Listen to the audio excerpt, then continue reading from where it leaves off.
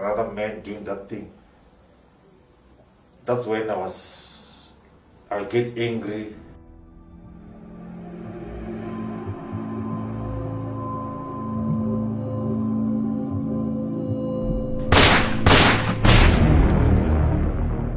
Then I shot my wife and she died. And on the spot, let me tell you the truth, I regretted a lot. In such a way, Ntukuma near police station, if I'm not Minani 123. And a police about Flamala because they know my behavior would know. Well, no, you can never do that. They told me, we turn up on someone 1 hour, 30 minutes, not believe. But at the end of the day, they did not believe her, then they sentenced me to life sentence. At the heat of the moment, there are a lot of things which people do at the heat of the moment, and at the later stage when you are asked why did you do that, some people will even tell you that I don't even know. Whenever you feel like you're not heard, for me the first thing that I do is to increase the volume, and increasing the volume is not always a clarity of expressing your emotions. So you are always busy here at home. You don't have time for us. I have a deadline 1 p.m. I need to submit. Yes, man. 1 p.m. yeah, Miss Busiso. You're disturbing me. If it's not your laptop, your work, ama phone calls owayenza la ngaphandle. Ayisuka man Sibusiso ngikhathele, ngidiniwe. This entire lockdown ulokhu istef, ngibangela istef. How many times must I tell you not to touch my phone? It's my phone, it's not a family phone. Yazini Sibusiso, I am tired. I'm tired, Sibusiso. Let's give each other a chance to talk. Let's listen to each other. Maybe you might find that you are responding to something that you don't understand. While we are busy fighting the pandemic, the coronavirus, but there's a second pandemic in this country, which is gender-based violence. That is barbaric, and we say to all men who abuse women and children, it must just come to an end. It's not easy for a man to ask for help. We don't seek help where we really need help. When you have a need, seek out for help. Don't cry inside. Don't stay inside. Even our kids, we should address them with respect. The insult, o clean mo pela moto, shift ma auto mo tapa kwena. Ke clean mo. That's du jwan. Aso tell du jwan. So taking instruction from a woman, things will just flip overnight. Today you're submissive. The following day una authority over me. It won't work. They drink too much, they're beating the woman, they kick the woman, and that's not right what they're doing. Because when you scream, you agitate another person's emotion, and yours is already you are already emotionally high. So that is fine. Having great men who are able to mentor people who could be going through challenges. Men to Men coming to you live every Thursday. We seek to create a bridge where we can be able to commune with each other and also giving hope to our children and to our young boys. So that's very much important for you to know that, you know what, there is a tribe behind me. I'm not just fighting for myself, but I'm fighting for the tribe that is behind me. Well, good evening, ladies and gentlemen, and welcome to the Conversation Man to Man. Really appreciate you tuning in, and it's a wonderful evening once more.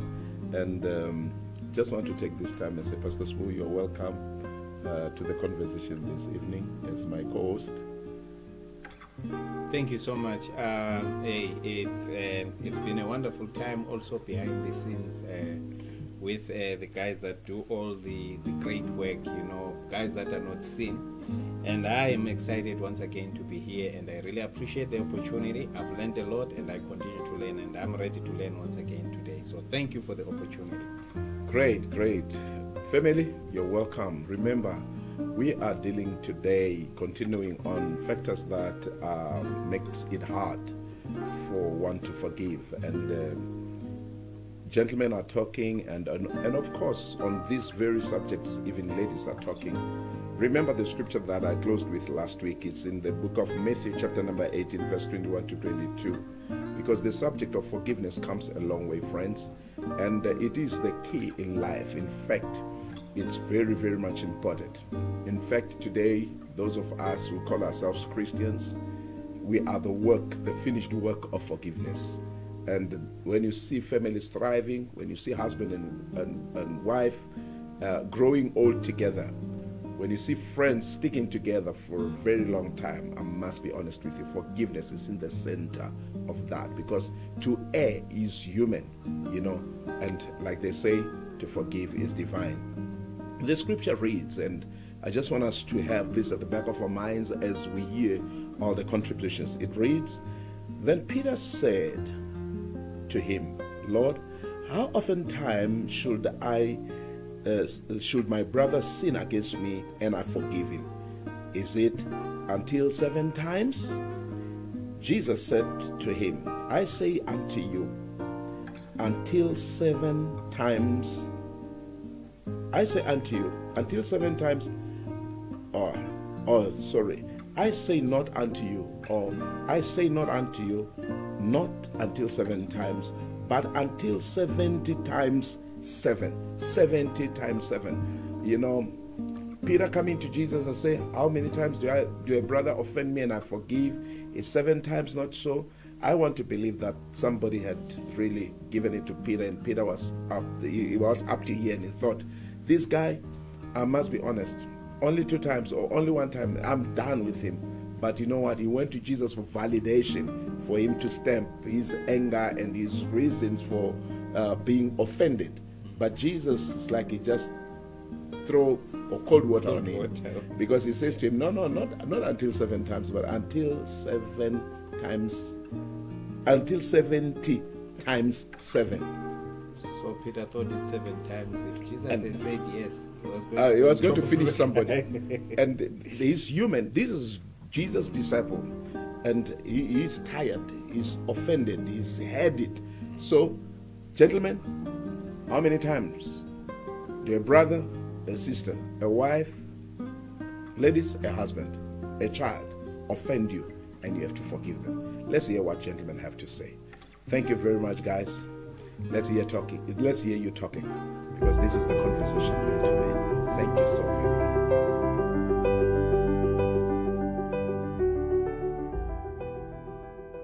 Well, what makes it hard for people to forgive?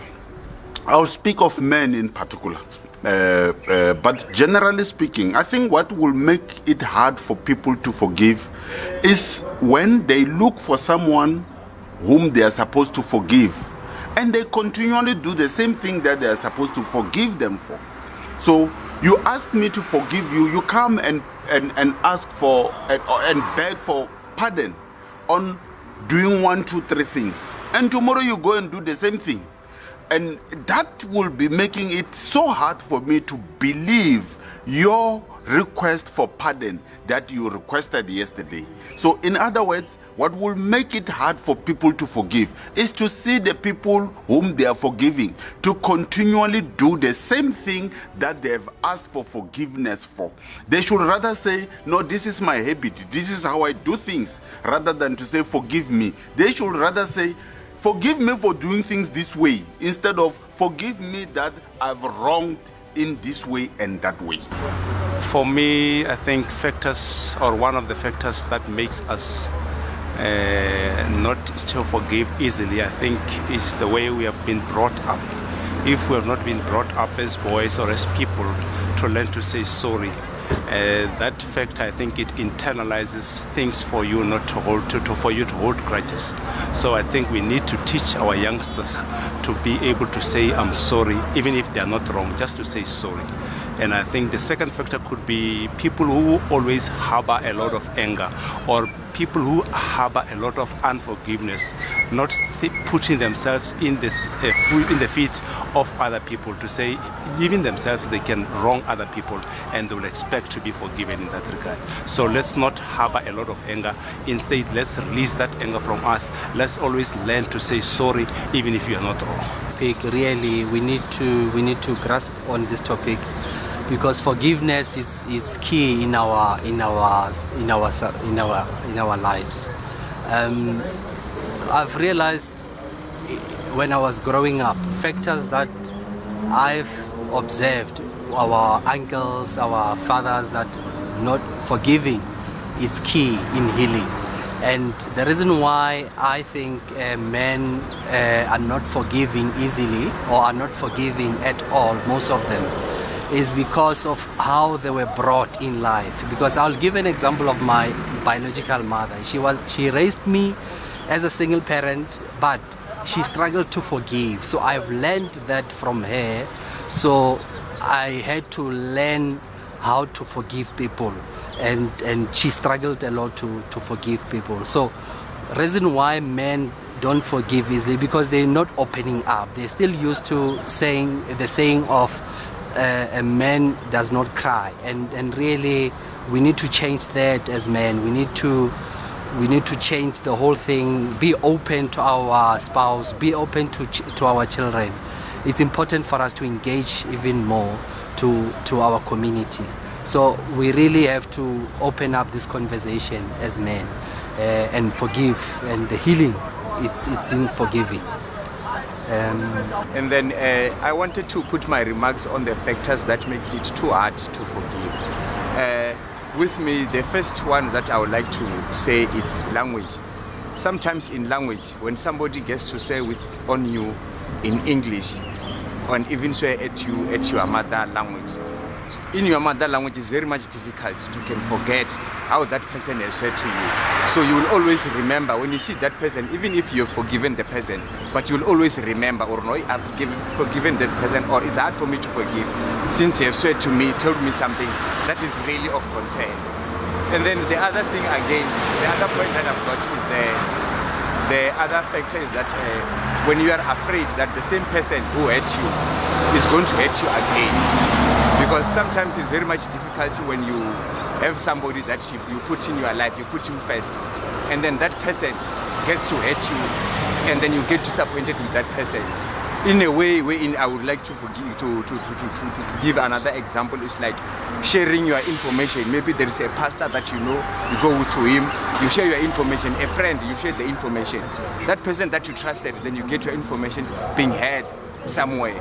So that is going to be very much difficult to forgive that person. If you say you forgive me, you must forget about it.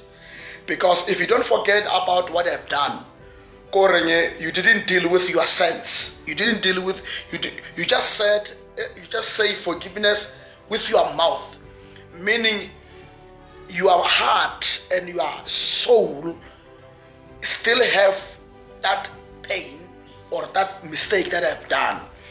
Here we encourage people to forgive each other out from their heart. Learn to forgive your partner and your husband or your wife out of your heart, not just a mouth speaking, but heartily so, with pain. Just think about love. Think about how do you love this person, the way you love this person. From there, you will forgive and you will forget, and life will run.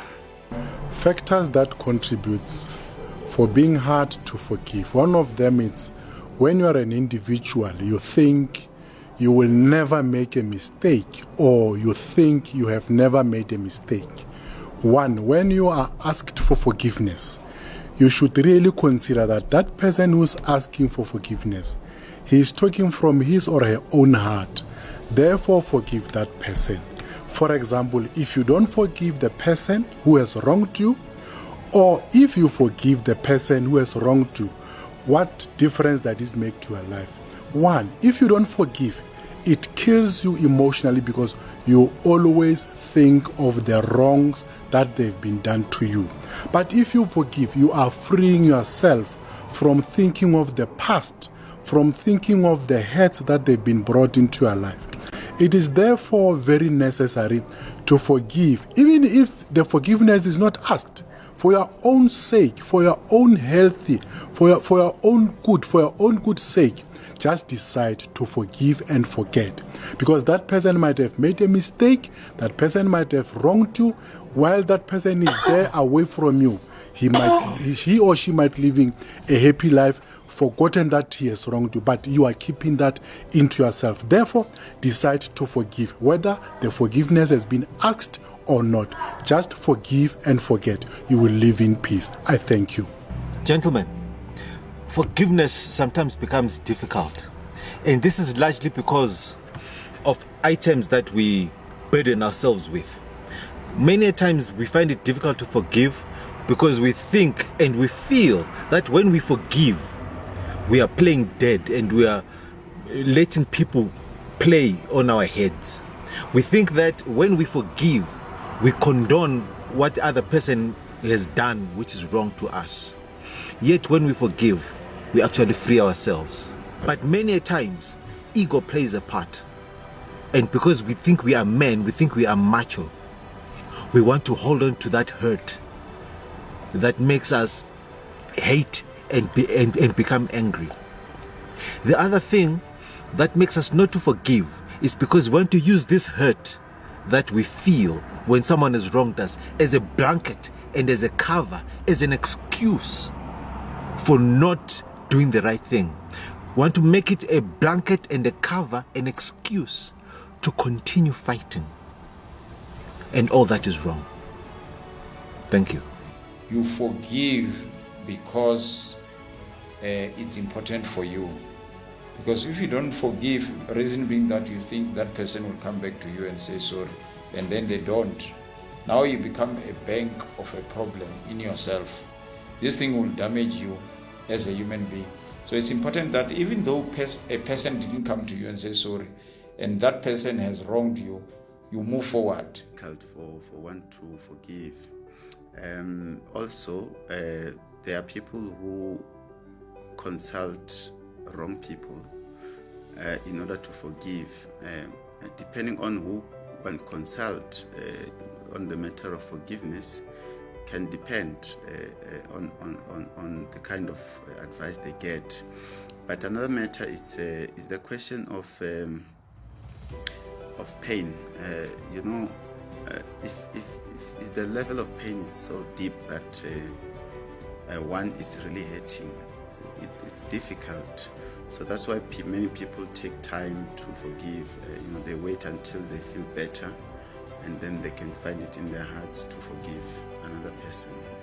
You feel like if you forgive that particular person, that person might hurt you again. And because we have told many people that this person has offended me, you feel like when they see you with that particular person who has offended you, they might ask you many questions. I'm going through a lot of Pilumbaga on Josh, but I've kept myself in a state it is not going to make me do something wrong. If somebody hurts me and they boast about it, so it makes it difficult for me to approach that particular person and negotiate forgiveness. And that in itself, it closes the door or all the channels that lead to forgiveness.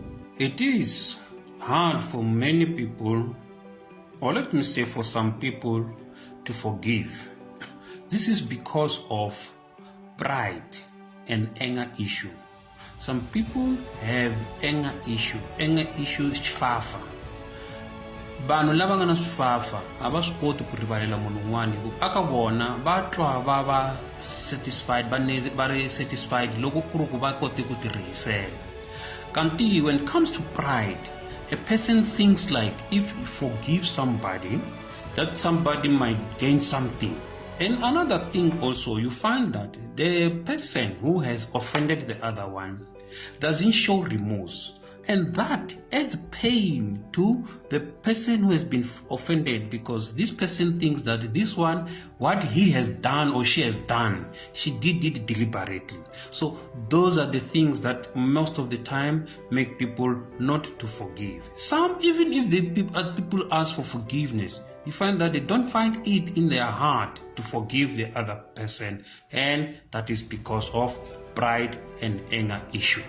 Forgiveness is one of the important things, and it must be addressed in a way that all of us, we must understand.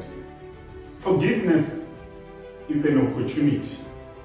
It's something that God has granted us.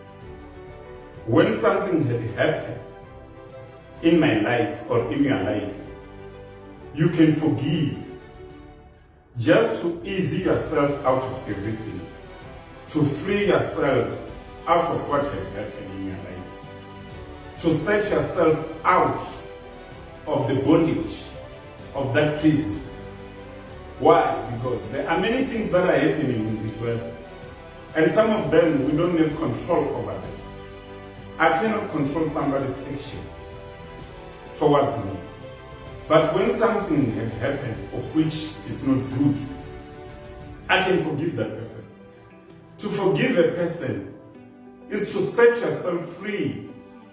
Most of the people, they don't understand this. When you don't forgive that person, you are keeping yourself in a prison of which you'll find it very hard to come out of it. So it is important that you forgive so that you don't harbor many things in yourself. Your body is a system, and if you keep many things in your body, you are weighing your body down. You are pulling yourself down. That's why many people are sick. Many people are going through health struggles, and medication cannot help them. But we can find a way out of this. We can prevent this by forgiveness. Forgive that person. Forgive your spouse. Forgive your boss at work. Forgive them, even though they didn't ask for that forgiveness. But go on and forgive, because you are setting yourself free. When you do so, you are freeing yourself out of everything. There are many things that will weigh you down if you don't forgive. You are pulling yourself down. You are cutting your lifespan. But when you forgive, you free yourself. I understand that sometimes it's very hard. That those kind of situations of which it is very difficult to take your mind out of. But when you try and pray, you can free yourself out of it. And when you do so successfully, you are a winner in your life. You are covering and protecting yourself by forgiving. People are finding it to be very difficult to forgive someone who has offended them, especially when the offense is being done intentionally or if the offense is recurring. But I would just say this to you, my brother. Just let go and let God. As you do that, you shall find your inner.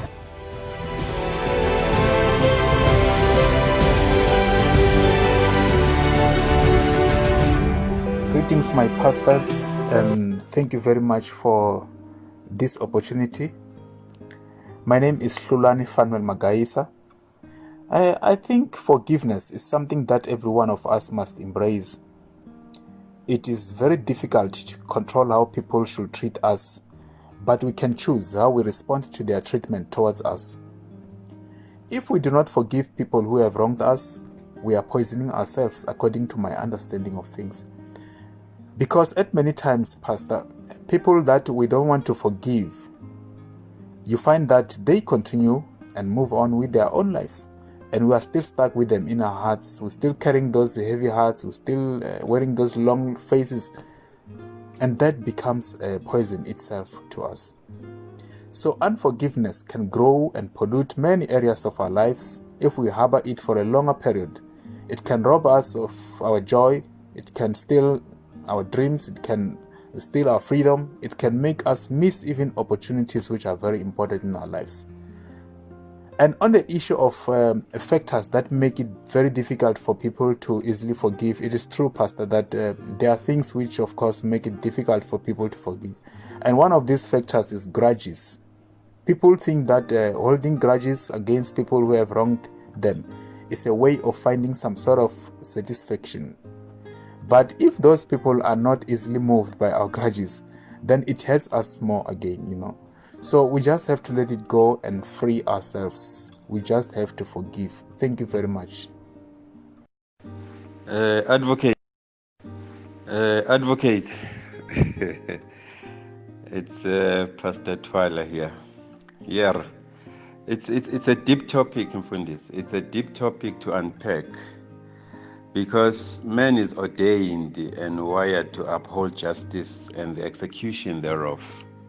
Hence, it's critical to explore the topic of forgiveness at an academic concept level, at a spiritual level, as well as at a cultural level, because at these various levels, the concept itself becomes dynamic and it changes meaning from one concept to the next.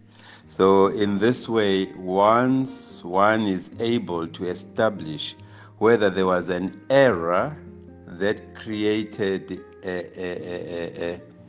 an incidence of forgiveness, whether there was an error that created an opportunity of forgiveness, or whether there was a mistake that created an opportunity of forgiveness, or there was an intention or purpose that created the opportunity of forgiveness.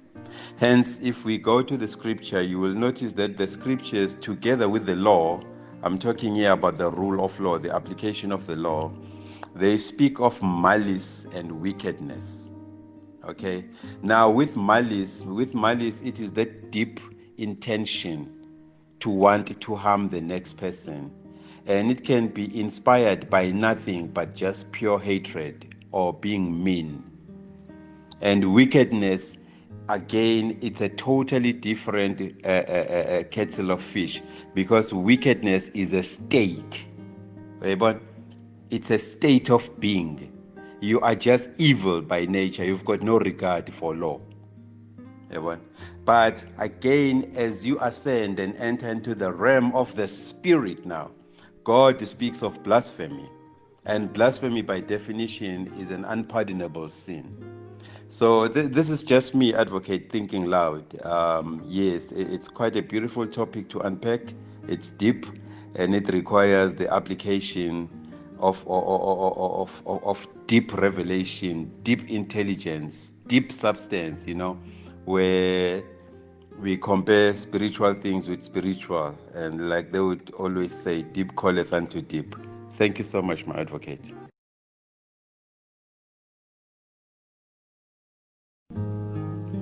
Wow. Thank you so very much, gentlemen. That's awesome. Men are talking, and we really appreciate you for opening up. And it reminds me of our last week's show, and I think it's Mr. Katumabina with his guitar, and he sang Forgive and Forget. He said, is that possible? He said, it's a joke, man. And I heard one of the guys saying, no, you have to forgive and then forget. How true that is, how possible is that? But the truth here, it might be that, when they talk about forgiving and forgetting, it's where you find, after you have forgiven somebody, most especially in a close relationship like a spouse, Pastor Swu, and the next thing you err or you offend in the very same offense, and they come and say, last year you did this and this, and people think you really did not forgive, but the truth is that you forgave.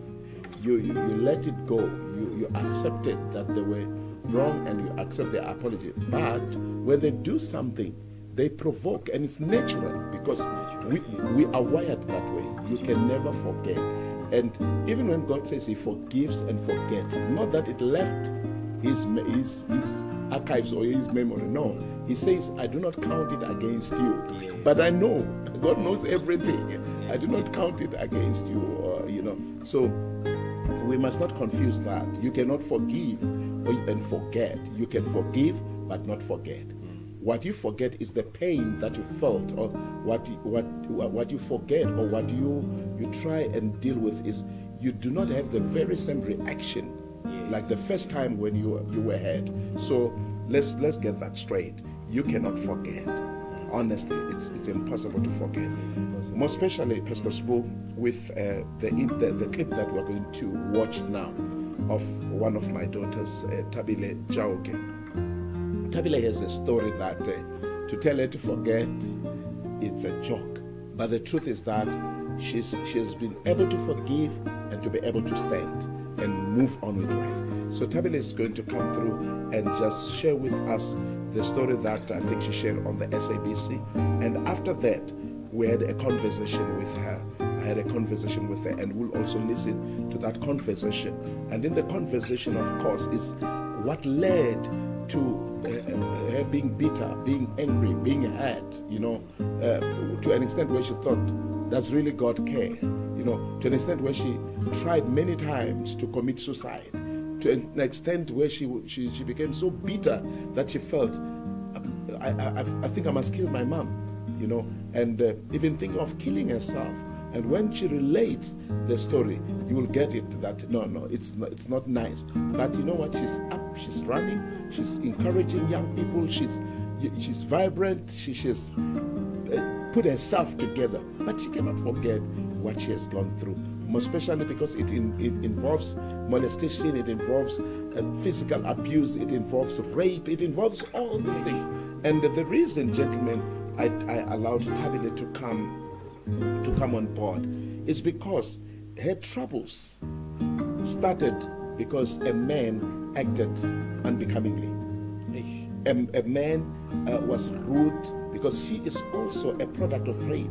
Her mom was raped as a teenager, you know, and you can see, you know, Pastor Spo, when I listen to a Tabile story, it hits very hard because what you do as a man, which for you it might be pleasurable, but you know what? You don't know how much it affects people and how much it affects generations. That's why sometimes I say what we do is not personal and it's not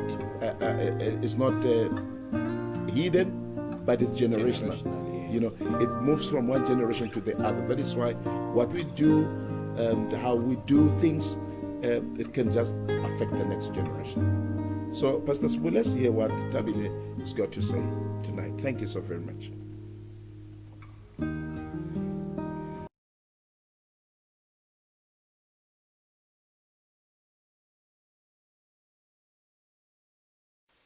Women and children, they go through a lot. It's just too much. The suffering of the innocent. Her mother impregnated when she was raped. I couldn't believe. I was so in denial, like when my parents told me. 31-year-old Tabile Chauke has known hate, injustice and cruelty.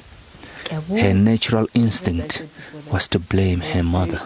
I ended up becoming very angry towards my mom. The rapist was never convicted.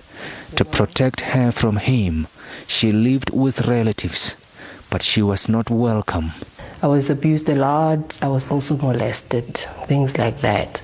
And I didn't understand, and I ended up blaming myself until when I found out the whole story, like how my mom conceived me and everything.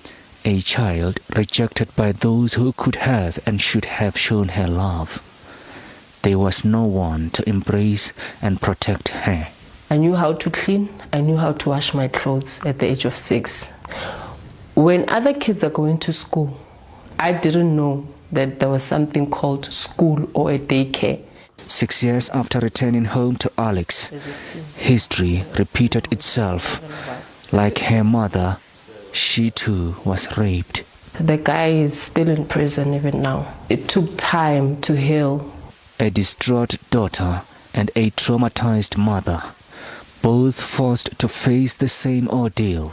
The perpetrator had told me, if you tell, I'm going to kill you. So it was a secret that was eating me alone. So having a child from such an ordeal is the worst experience ever. And I worry more of her. After almost 2 years in her marriage, Jackie Chauke was again subjected to a regime of abuse. I would find myself beaten, lied to, cheated on, and it took me back from where I came from. The violence persisted for over a decade. She finally left to live in a shelter in 2011. For the first time in my life, I had space to think about myself only. Yet I wanted to come back because I felt that this is my home. She returned after a year. Ladies who who leave to go back to their partners, we ensure that the partner also gets assistance in the form of counseling. We also get psychologists involved. I'm coming back strong. I'm coming back assertive. I am not argumentative anymore. I don't hold grudges anymore. And I'm in a better space to channel my partner to have a conversation. The partner in question spoke about his own renewal. I thought that I'm a man in the house, so I must be respected because I'm bringing in food on the table, so the wife should respect me no matter what. After that, I've realized that, well, what I made is wrong. A message to abusive men by one with a fresh vision. We need to change, and respect our partners, And then by respecting our partners also is going to contribute to our children. Jackie revisits the shelter more often to share her ordeal with other survivors. That on its own has added on my therapy and my healing process. Their daughter takes comfort in motivating learners at local schools. We all have a purpose, no matter how you were conceived. The father is getting help through the clergy. Even if they are traditionally men, they must stop all this. And so turns the wheel of life. Sometimes it takes you to a dynamic destination, one filled with optimism and promise. Mareketla Mahlabe, SABC News, Alexandra.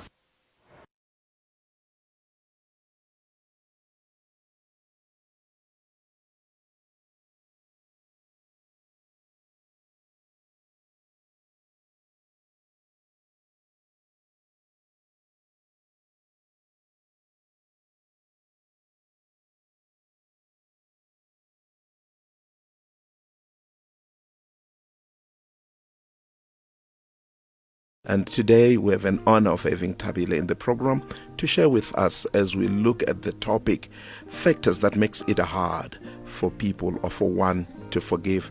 Welcome, Thabile, and good evening. Thank you very much, Papa. Thank you for giving me this opportunity to share my story.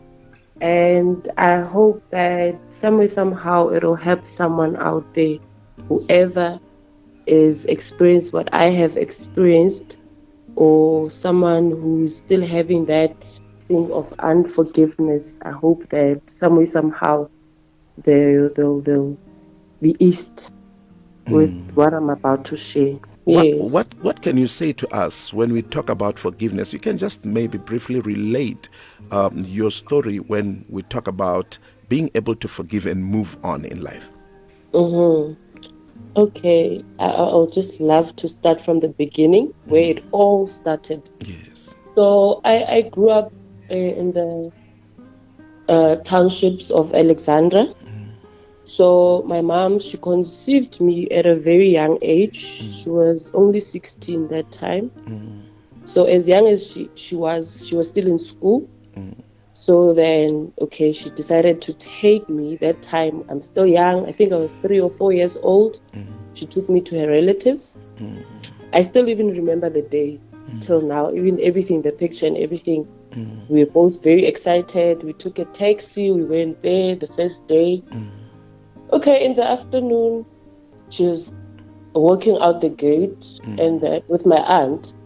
So I started following them because I was this child that always wanted to be near her mom, to cling on to her. So then they were like, no, we're coming back. We're going to buy you nice things, parents. Just wait for us. Only to find out that she was not coming back at all. So I waited. I stood by the gate. We had this small wall. I climbed the wall.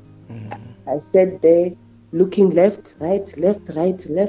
But now I see it's getting dark. Now on my left, I could see my aunt. When they left, they walked down the street. Now she's coming up the street and she's coming alone. So, okay, where's my mom? Like, no, she's still coming. Don't worry, Okay, I'm worried. It's dark. I must take a bath. I need to sleep. But now I'm not used to these people. It's my time. Where's my mom? Things like that. I cried for weeks. Every day I would always wake up early in the morning, take a bath, sit on that wall, wait for my mom until I got used to it. Now the thing is, during that time, everything was fine. I was the only small child there. It was only elderly people, and we had a big tavern there. So I was the only child, a bit spoiled that time. It went on and on and on. But now, to my surprising, everything changed after that. from being that spoiled child, and everything. Now things change. I get beaten up, for no reason most of the times. It went on and on. That time, as young as I was not a naughty child. I was very sweet, humble. I liked laughing, the playing part. I think I never got that opportunity or chance to play like other kids. Because now, meanwhile, I'm staying with my relatives. At the age of 6, I start cleaning up. No child should be doing that at the age of 6. I clean up, I do house duties, house chores. At the age of 7, I need to wash my own washing, things like that, And no child does that. Kids are out there playing. But with me, I'm thinking it's normal, it's okay, because I was very slow to understand things that time. Like I was very blank. Imagine, I don't even know when is my birthday. Every year, it could be any month. They'll say, now this year you are 5, you are 4, or you are 6. That's it. I only knew how to count money, and I knew the time. The time, I had to know the time, because if I was given that chance to go and play, I had to know that by 5, I have to look at the sun and like, okay, 5, it's 5, now I have to go home, things like that. I was not free at all as a child, because now I'm afraid to always be beaten up. It went on and on. While other kids are going to school, I didn't go to school. I didn't know that there's something called school or a daycare. I would see other kids wearing uniforms. I thought maybe it was trending. It's just fashion. Their parents bought them those things. Maybe they can't afford to buy me those things. But as I grew, I thought they were going to afford to buy me that, because there was a tavern. They were making money every day, Something now, here comes the molesting. The molesting part, it confused me a lot. When someone you trust and you take as an uncle, but the person is not really related. It's not blood, but it was like his father was dating my aunt. So most of the times he would come and visit, things like that. So he would molest me, but I didn't understand anything. But to my surprising, the very same things that he did to me, I ended up doing them to other kids. Thinking, okay, like we are playing. That's what we're supposed to be doing. We are kids, we play. And it went on, and the abuse went on until then. I think I was 10 or 11, somewhere there, 10, 11. One of my aunts, she came back from varsity. And now she was a teacher. And then she asked me that, okay, Tabile, what grade are you in? And I kept quiet because I didn't understand what she was talking about. You pass. Like, I don't know what you're talking about. Okay, she was shocked. And then she explained she had to take me to her primary school where she went. I still even remember the principal was like, hey, she's too old, to begin at grade R. Well, she has to begin at grade 2. I was excited, like, okay, now I can be like those kids that I always see. But now here comes the problem. Tabile is slow academically. She doesn't know anything. There's a lot happening in her life. Because at some point I ended up blaming myself for the beating up and everything. And I thought maybe there's something wrong with me. Maybe I'm not doing the right thing to make these people happy. Maybe the problem is me. But now here comes the problem. Every day I'm getting beat up at school and also at home. At school, why? Even if I do my homework is always wrong.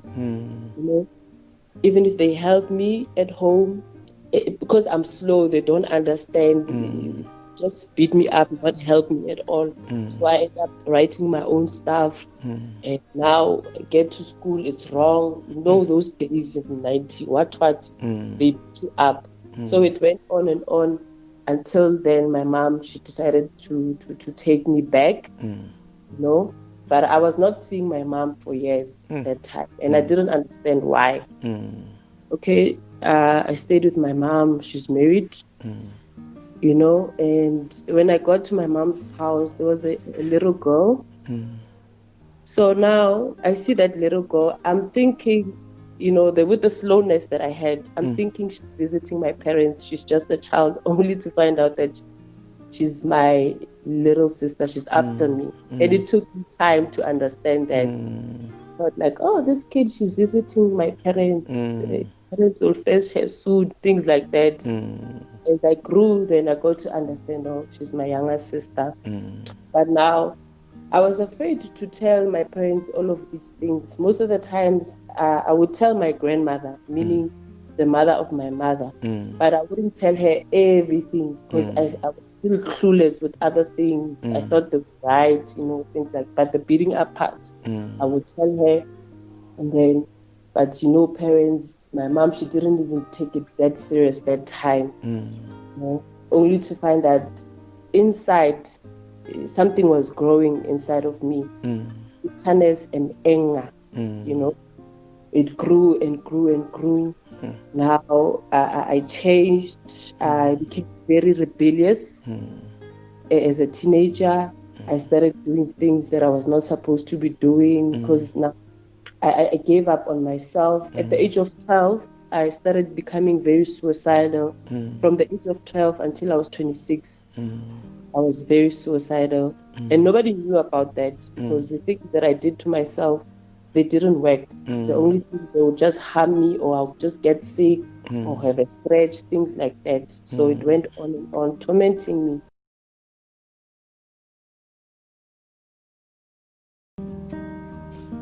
Sure, thanks very much, Tabile. Thank you so very much. In fact, it's just because of time, but we went on to talk about when she went home. And when she went home, like she said, seeing a little sister, even thought she just visited.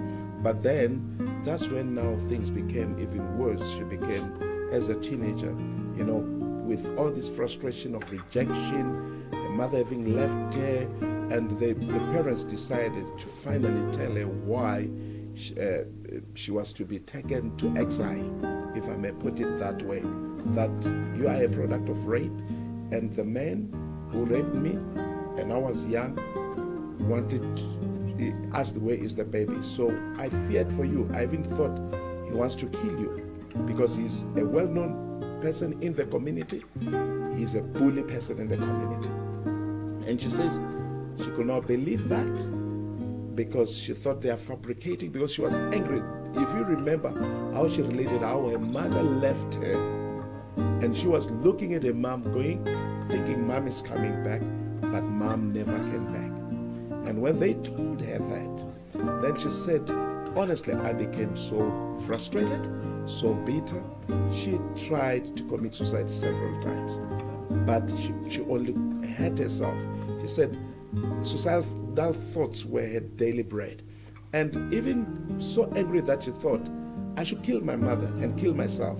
So you can see what was going on in her mind. And then she said the only time she could then be freed and be released was when she received the Lord Jesus Christ. And then she could then forgive her parents. But she said something very important, which I want us to zoom into. She said, but you know what, Pastor? To date, the whole experience has left me very sensitive in my heart. I'm very sensitive. And I'm saying this because when somebody has gone through stuff, and when you have hurt somebody, sometimes you don't understand why they become sensitive, but you don't know how psychologically they've been impacted with what they've gone through. And that is why, as men to men, the conversation, we pledge to support Tabile in her initiatives of reaching out, because it is in her reaching out, helping other teenagers, helping other children, that she finds more strength to move on. And we are saying to you, Tabile, thank you so very much.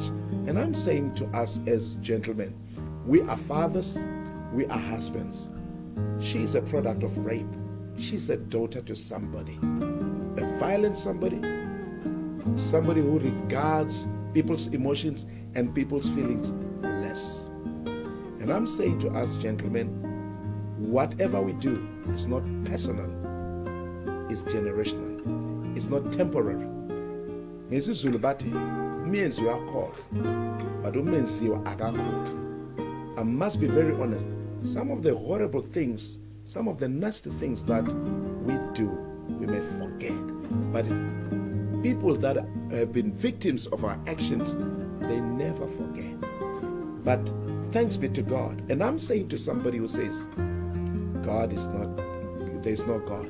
It was only the help of God when she received Christ, when she found peace, that she could forgive her mom, that she could forgive the perpetrators of all this violence.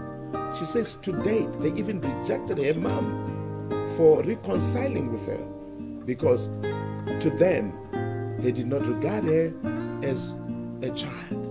They regarded her, like she said in Sepedi, something that trash. That's why when the mother reconciled and when the mother cling to the daughter, they rejected. And this is family. And that is why most abuse, you'll agree with me, happens amidst family, amidst the people that we know. That is why we see children being raped and killed. Why? Because somebody's trying to cover up, because this child knows them, trusts them. And I'm saying to us as gentlemen, thank you so very much for being part and parcel of the conversation man to man, because this is where we self-correct. This is where we listen to each other's views. This is where our consciences are revived. This is where we are provoked. This is where, and stories like this, we will share. And Tabile even will invite her to talk about other issues, because it's a journey. And as a husband, as a father, understand, if you have wronged, it's either your children or your wife, you must understand. You cannot just expect them to wake up and everything's okay. You don't know how deep it cuts. If one is cut outside, they bleed, you stitch them, you heal the wound. Only a scar will be left. But if somebody is cut inside, when nobody sees, when nobody bandages, when nobody apply any medication, that head, that wound can be for a lifetime. Pastor Smoo, do you have something to say from our viewers? Hey, thank you so much, Papa. Hey, I've been taken aback by the story of Tabile. It's a hectic one, but it shows the power of forgiveness.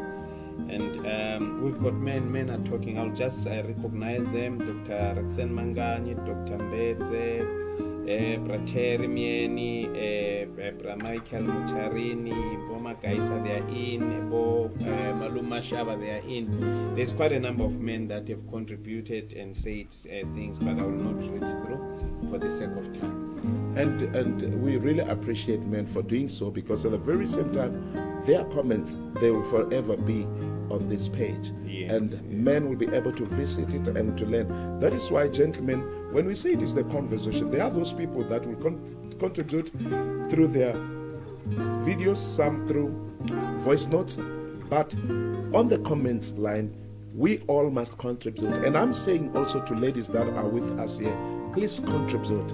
Your view can just save somebody. Your view can just change somebody. Your view can just uplift somebody. It's not many words that changes somebody's life. Sometimes just one word. So don't underestimate your comments. Don't even hold back and say, what will I say? Please, whatever is in your heart, write it down in the comments, because we are together working on building a better society. Thank you. Let's hear now. I think, we've got two ladies. We've got my sister Katima Chabi. Thank you so very much, my sister, for coming through and for sharing your heart. And of course, we've got our own Dr. Hlami Ngwenya supporting Tabile tonight. That is why you realize that we have got ladies on video today speaking up, because they stand to support their daughter. Thank you so very much.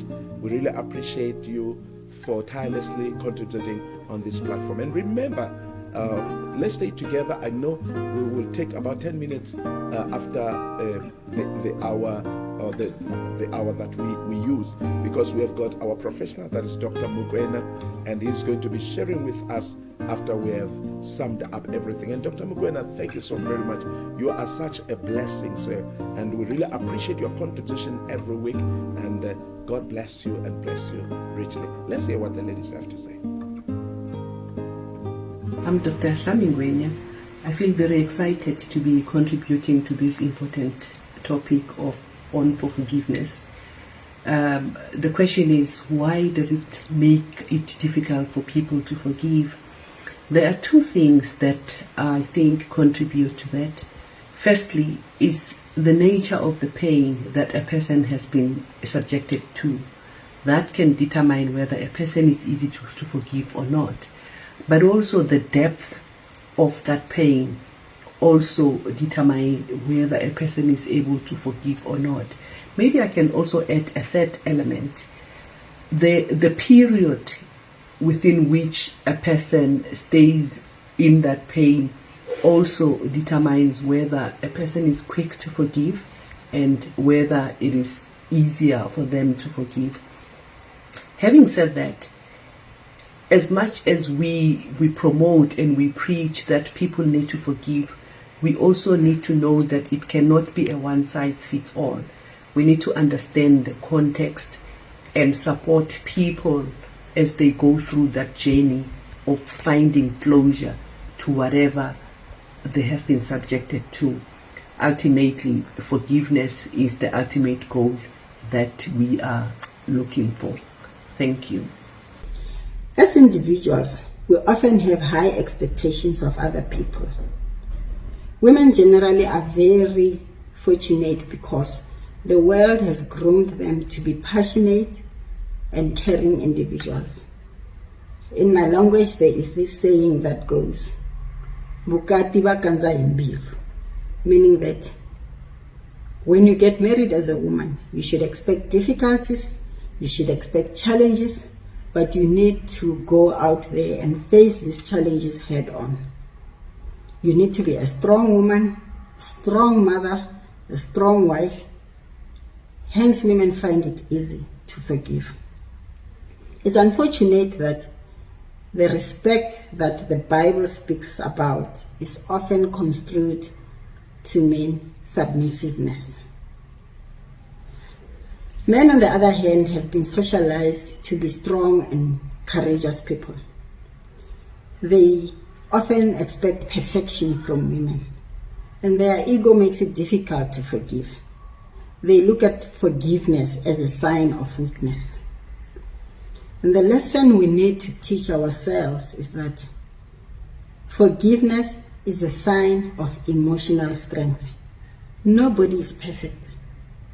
If we expect perfection from others, meanwhile we ourselves are not perfect, we will forever be bitter, be angry, and disappointed. We should never put people at the place of Christ. Imagine how the world filled with forgiveness and love would be like. Let us learn to forgive. We need to forgive one another so we may also receive the grace of God.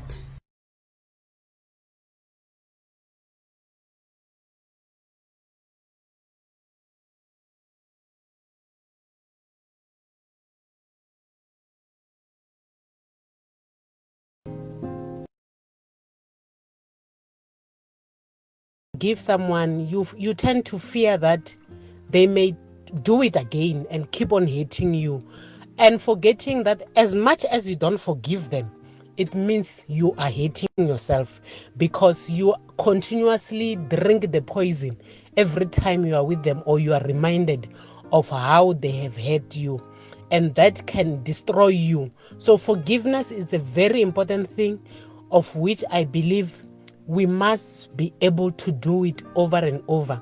I would like to believe that is the reason Christ said you must do it as many times as possible.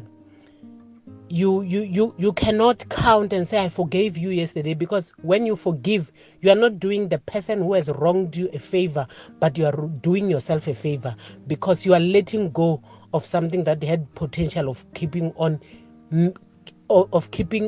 hating you or creating sicknesses in you, because you have hammered anger within yourself. Thank you.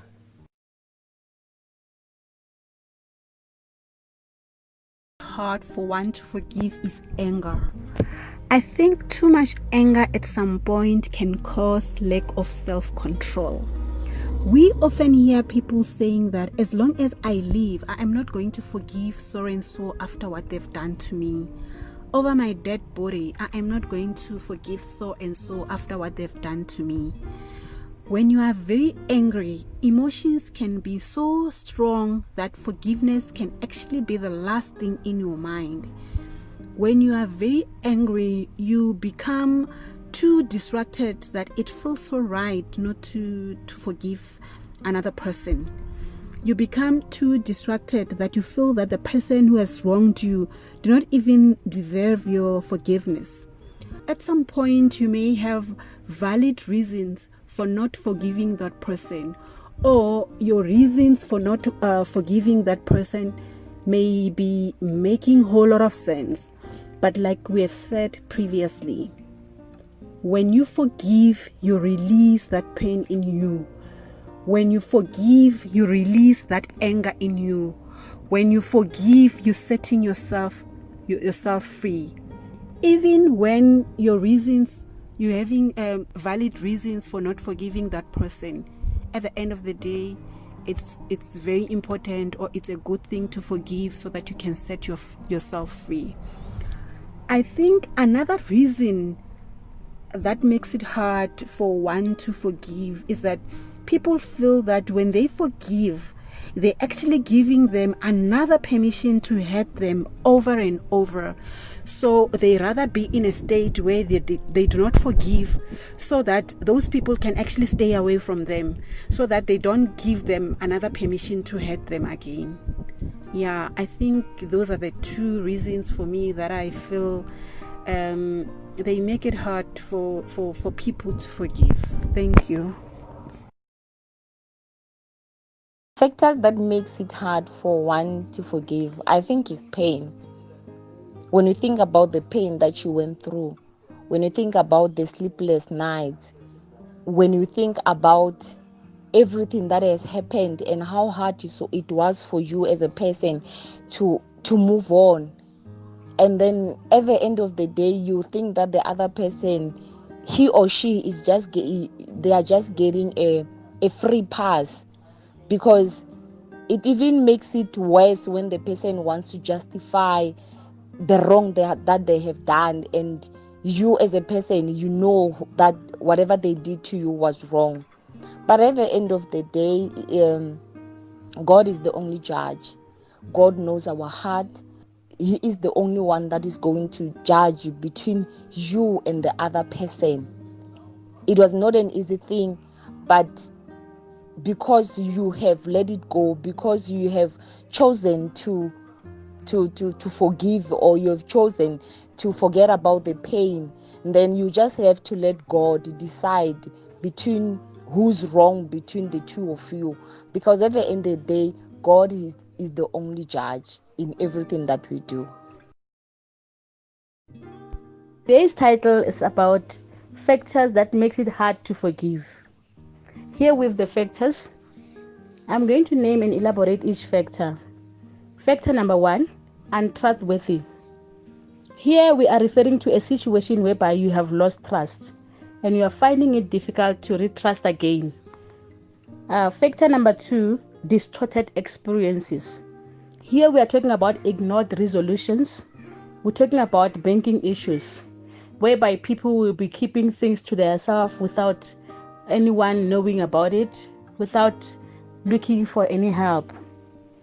Number 3, pride. Here I am referring to the super ego, whereby people will be acting like they are bigger than big, whereby you will be not in a position to accept that others can help you or you cannot share anything to anyone. You have got self-pride that this is for me and you can't share. And then factor number 4, lack of self-acceptance. You know, if you don't accept who you are and how do you live and what is happening around you, obviously the element of forgiveness will be very hard to yourself. And then the last factor is self-reconciliation. You have to forgive yourself first before you could forgive anyone. If you cannot forgive yourself over what went through or what happened to yourself or whatever, you cannot be in a position to forgive others. Thank you. Thank you so very much, my dear sisters. Sis Mika, thanks, Monamani, we really appreciate. And then Dr. Hlami, thank you so very much. And of course, voice notes, I've heard them. Kateko Msimang, thanks, my daughter. And I've heard also Basan Kabel, thank you. And the other voice notes, I had also Sis Rulani, thank you so very much. The other ones, don't worry, I will catch as time goes on. But this time, honestly, I love what Tabile is also saying here. You know, she said something very powerful that, and I think Basan also just said it, that it's also important to forgive yourself. Sometimes people or perpetrators, or they even want to make you feel like you invited things for yourself. Things, you know, like what men will always say, no, ladies are not dressing properly. What do you mean by dressing properly? And does it what authorize you to act? Does that give you the right? And are you acting properly? Are you thinking properly? Are you looking at things properly? You understand? Because those are the things that we need to deal with as men. That, you know, it is not right for me to say no, but she's not properly dressed. What is proper? What is proper? You know, and the truth is that it's like we want to be caged or to be protected. You know, must be covered. No. You know, one day I remember this. You know, and I did not know about it. I realized that we as men also, sometimes the way we dress, it's not proper to ladies. But you never hear them whistling. You never hear them. You understand? Because going to a person, it's wrong. But the truth is that I must have what we call self-control. Self-control is I must control my emotions, my feelings. If I look at somebody and I feel their dress code, it's not becoming to me, why should I continue looking at them? I must what? Self-control. Simple.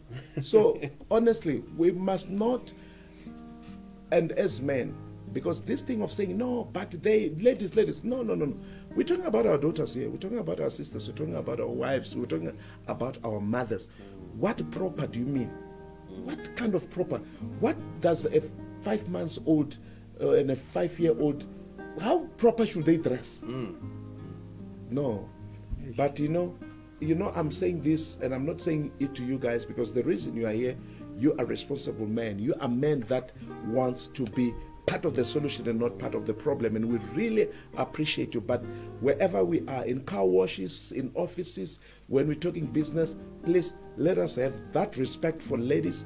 Let's have that respect for women, and by so doing, let's talk. You know, as Majida, we talk as men, as Bataima, we talk, and as we talk, let us refrain from talking dirty about ladies. Because dirty talk fuels dirty thoughts. And dirty thoughts will finally fuel dirty actions. Gentlemen, it's not mine to talk too much, but you know, we just want to appreciate you all and appreciate your comments. But this time, we have Dr. Mokoena. Doc, thank you so very much for coming through. And hey, I've got good news. Dr. Mokoena, next week, he's visiting the studio. He's live with us tonight, but next week he's with us right in the studio. He promised us we're going to have a great time. So please, guys, be ready with your questions. Be ready. Let us be talking like we are doing now, and let us engage Dr. Mokoena next week and have a great time. Doc, thank you so very much, and this is your time for you to address us. 3, 2, 1. Good evening, ladies and gentlemen. I'm sorry. No, that's right. We have ladies. Okay. We have them. This one involves everybody. All right. That's right. Okay, let's go. 3, 2, 1. Good evening, gentlemen and ladies. It's good again to come and tackle this issue that we are dealing with today. And today we are looking at the causes of unforgiveness.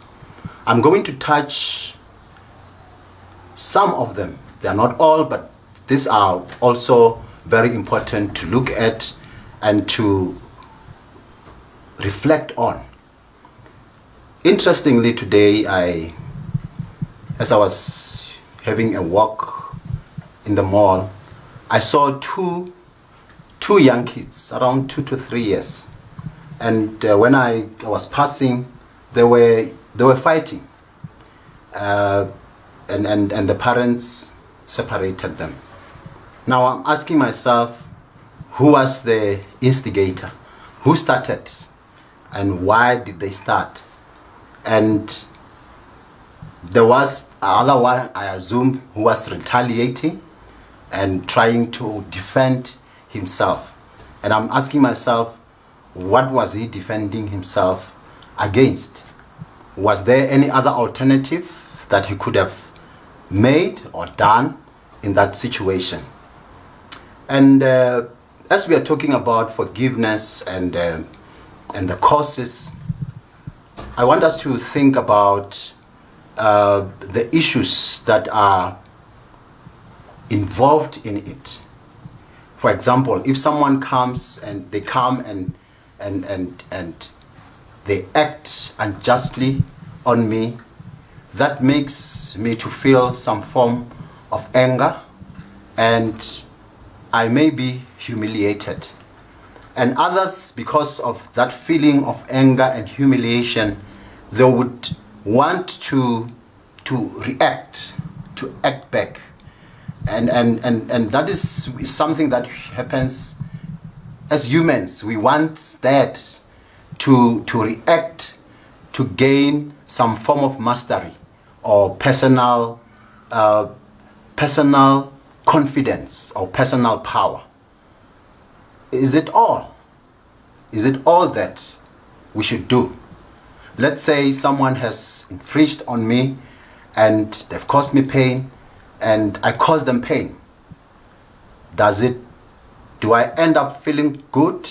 Does that heal me? I'm not asking to someone next to you, but to you. Now I want us to look at some of the issues which I've classified them into behavioral and emotional. Some of the reasons why at some point it's difficult to forgive. I know it's possible, but those are some of the things that could make us difficult to forgive or to heal and move on. Behaviorally, one of those aspects would be withdrawal. I'm hurt, somebody has infringed on me. Instead of dealing with the issue amicably, I withdraw. And that is, if we remember when we are talking about, the animals, it's also about tackling, withdrawing. Does that help us? Did you find that in you? The second one is acting unassertively. The assertive is to talk about what you feel, what has hurt you, without, feeling ashamed about that, without hurting the other person, but just saying it to the person in an assertive way. And if we act unassertively, it means it's more associated with withdrawal. And some of the things that we find us or people doing would be excusing. Something happened to me and was very serious. Instead of, looking at it, dealing with it, what do? I excuse myself on that. And at times we have there are tendencies of condoning. Something is happening that is not okay, and we condone the seriousness of the offense. On the emotional aspect, there's quite a lot of those issues. I try to make them simple so that we are all able to interact with. And some of them involve compartmentalization. I think I said it correct. It's quite a long term. You compartmentalize. That is, trying to shift or trying to forget what happened. This is not forgetting, but you somehow try to compartmentalization. It's quite a huge term you can hear. And some of the things which are more psychological, which may also involve the need of psychology, would be to denial. So when I deny something that happened to me, does not mean that I have forgotten, because denial you actually take what happened to you and not fix it, but it's like you're shelving it somewhere. And at times it can be so much psychological or so much heavy that you may need to get assistance to deal with that. And we also have some form of minimalization. Minimalization, it's more associated with trying to excuse. So minimalizing something that is serious, and you minimalize it. I'll give an example. If I'm hurt, something has hurt me, it's okay to acknowledge the fact that I'm hurt, other than ignoring it or minimalizing it. There are also issues which are personality factors. What do I mean by personality factors? Personality factors, I mean, if someone has hurt you or has hurt another person, and they continuing boasting about what they have done to another person, they continue boasting about it despite the pain, the hurt, and all the scars that are evident of what they've done. To me, that is a sign of a serious problem in that person that need to be helped, that need to be dealt with. Now, I'll close by saying sometimes some of the things that would made us have difficulty in forgiving are associated with our histories. Our history, if I had a situation whereby I was hurt repeatedly, or maybe certain words were said to me to the extent that I end up internalizing them. Chances are, even if the person did a mistake unintentionally or not being aware, then I might blow that out of proportion in compliance with we call it a script that was formed and confirmed by, a number of experiences or incidences that one had experienced in the past. So as we have discussed about all these issues, we can see that, this is just a tip of an iceberg, and there could also be more issues. Therefore, we are planning to have, to be your guest next week on the studio, where we'll be looking at, the consequences and what are the issues that we can deal with. So I'm looking forward to interact with you as a guest, with a panel, to look at those consequences and also the issues that we can we think we can be helpful in going ahead in dealing with these issues. So perhaps you're having questions, perhaps you're having, areas of concern that you might need some input, some feedback on, some perspective on.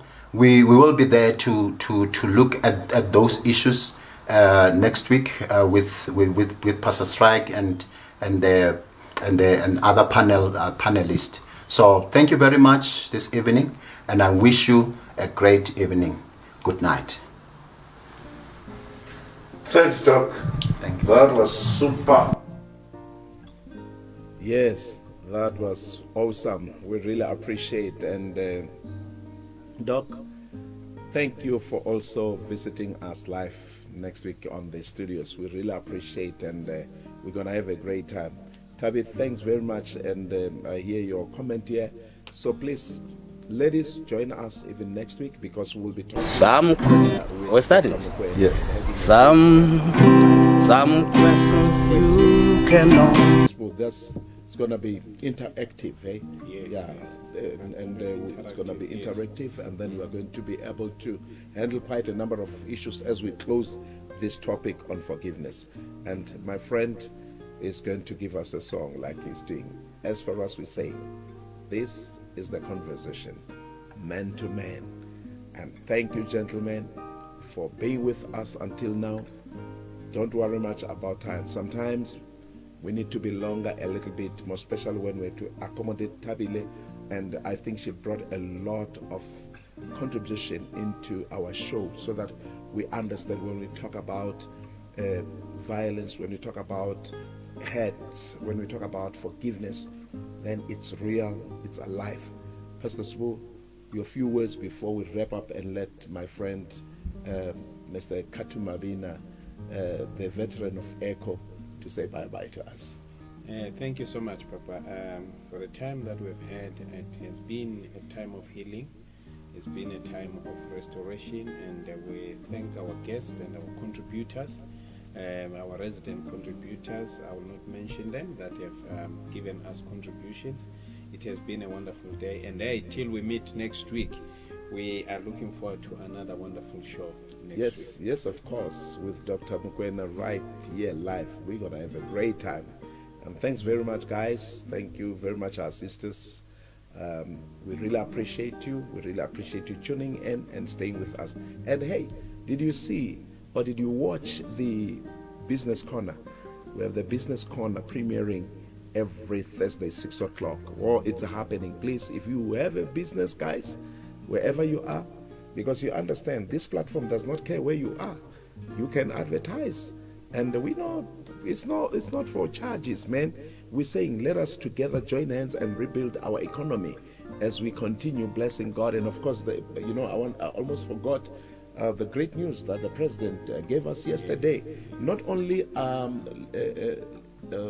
easing the lockdown levels, but the fact that, the recovery rate is good. The infection rate is down. That's powerful. And South Africa, when we stand together and we join hands, we can beat this monster. And we have done it. So please, guys, even when we get excited, let's not get excited and open doors. Let's keep on. Let's put on our masks in public. Let us keep the social distance. Let us make sure that we sanitize. In fact, guys, this pandemic took us back to the basics, hygiene. So please, let's keep the hygiene. This is the conversation man to man with Pastor Strike. We're saying, may God bless you, and may God bless South Africa. May God bless Africa. Thank you so very much. Katumabina is giving us a song as we say bye-bye.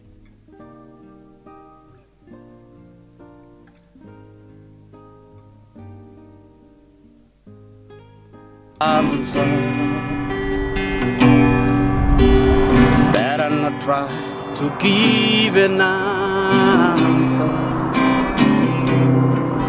'Tis foolish to claim what you don't know. Just face reality. Just face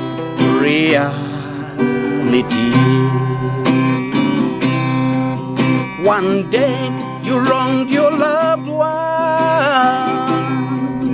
and you're hesitant to apologize,